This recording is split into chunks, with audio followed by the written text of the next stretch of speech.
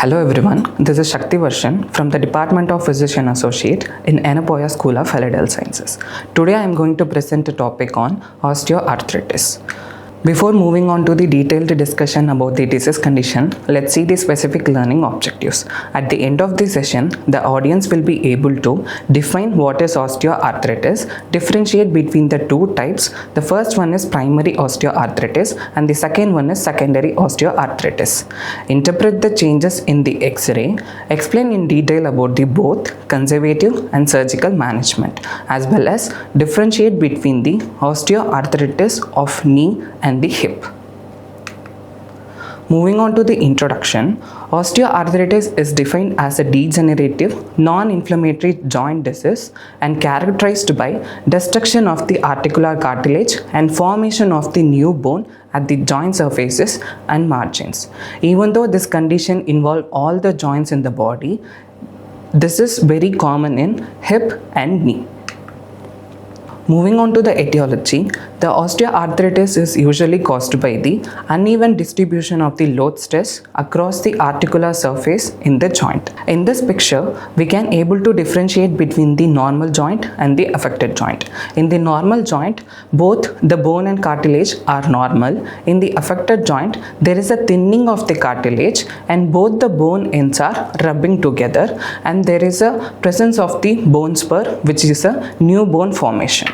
Moving on to the types, based on the etiological factors, it has divided into two classifications. The first one is primary osteoarthritis and the second one is secondary osteoarthritis. Primary osteoarthritis is usually caused by the wear and tear changes in the weight-bearing joints such as hip and knees. And it is very uncommon in the non-weight-bearing joints such as shoulder and elbow. The most common predisposing factor of the primary osteoarthritis is obesity. Primary osteoarthritis is a progressive process affecting the articular cartilage of the aging joints. It is characterized by the focal degeneration of the articular cartilage.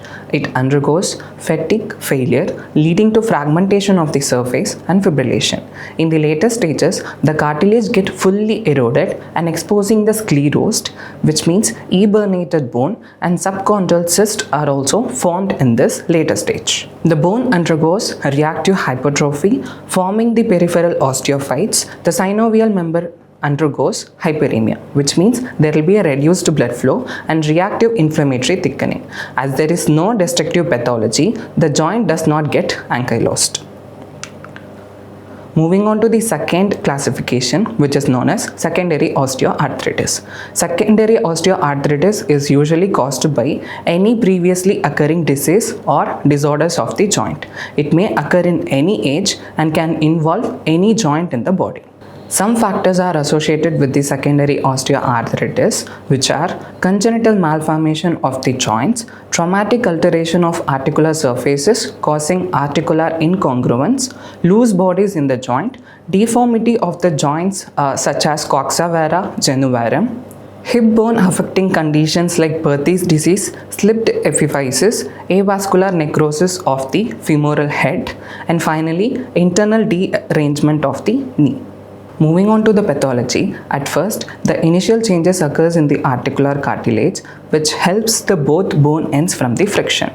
Second, there is an increase in the water content and decrease in the proteoglycans. Proteoglycans are the important substance which gives strength and elasticity to the cartilage. In the further progression, the affected articular cartilage will expose the underlying subchondral bone, which looks tough, sclerotic with ivory-like smoothness. This condition is known as subchondral sclerosis, and there will be a formation of fluid-filled spaces called as subchondral cyst.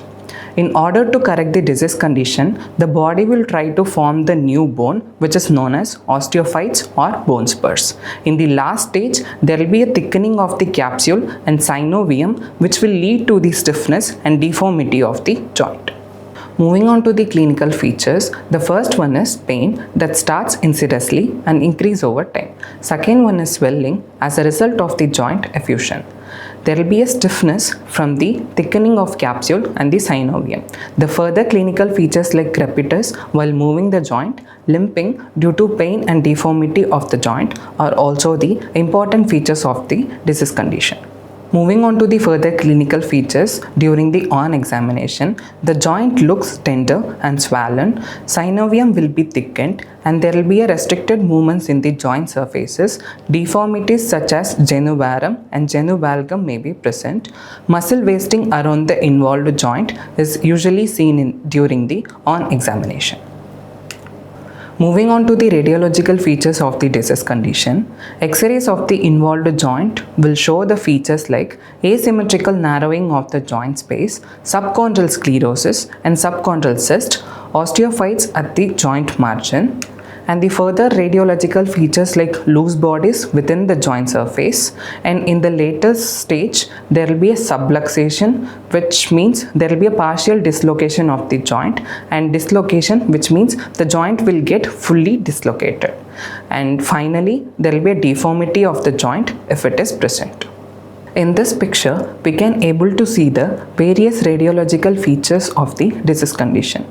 There is a formation of osteophytes, which means a new bone formation, and narrowing of the joint surface, and irregularity of the both bone ends and the joint.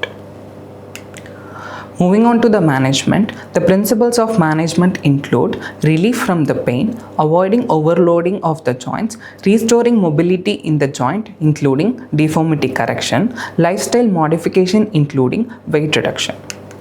The pain can be counteracted by the drugs like paracetamol. With paracetamol, if the pain is not controlled, the patient can be treated with NSAIDs. Other measures such as heat therapy like wax bath and infrared ray therapy can be given in controlling pain for short duration. Physiotherapy may be helpful in maintaining the mobility of the joints, improving the muscle strength and relieving the pain. Moving on to the surgical management of the condition, the first one is arthroscopic debridement. A small camera will be inserted into the joint surface, which is known as arthroscope, which will clear the loose bodies and osteophytes in the joints. The second one is realignment osteotomies, which can be done in the young patients with intense pain and marked deformity. And the third one is replacement arthroplasty. In this procedure, the whole affected joint is replaced with the artificial prosthesis. Moving on to the detailed discussion of the condition called osteoarthritis of knee. It is usually starting with a mild aching pain in the joint, which is relieved by the rest. The main symptom of the condition is stiffness, which is maximum at the end of a long period of rest and loosens on activity for a few minutes. In this picture, we can able to see the affected osteoarthritis of the knee. There is a narrowing of the joint space and there is a formation of the new bones, which is called as osteophytes. Moving on to the clinical features, initially there will be a swelling and effusion in the joint surfaces, synovium will be thickened and tender, movements are restricted in the joints, and crepitus are also present in this condition. Moving on to the radiological features of the condition. In radiological features, there will be an asymmetrical narrowing of the joint space and subchondral sclerosis in the medial compartment of the joint. In the later stages, osteophytes are seen in the periphery of the articular surfaces of the bones like femur, tibia and patella. Moving on to the conservative management of the disease condition, physiotherapy including short-wave diathermy, interferential therapy or laser therapy helps in relieving the pain. Quadriceps exercises for osteoarthritis of the knee joint and intra-articular hydrocortisone can be given to reduce the inflammation and swelling in the joint surfaces. Surgical management includes high tibial osteotomy, which will help in realigning the weight distribution, reducing the venous stasis, and improving the blood supply to the affected cartilages. In severe cases with loss of movements, total knee replacement arthroplasty is helpful. Moving on to the discussion of the next condition, which is known as osteoarthritis of hip, also known as coxarthrosis. Articular surfaces which undergo earlier wear and tear changes leading to osteoarthritis. Secondary osteoarthritis of the hip joints result from the earlier Perthes disease, slipped epiphysis, old fracture acetabulum, or a post-traumatic avascular necrosis of the head of the femur. In this picture, we can able to compare the healthy hip joint and the affected hip joint. In affected hip joint, there is a formation of the osteophytes and joint with the osteoarthritis. The clinical features of the conditions are pain and limitation of the movements, joint develops adduction, and the deformities such as external rotation and flexion are also common. The management of the osteoarthritis of hip are, in early stages, the patient can be treated with rest and electrotherapy followed by exercise to strengthen the abductor muscles, and weight reduction helps in giving the symptomatic relief. The surgical management like osteotomy and replacement arthroplasty are helpful in relieving the pain, correcting the deformity, and restoring the mobility of the joint. These are my references. Thank you.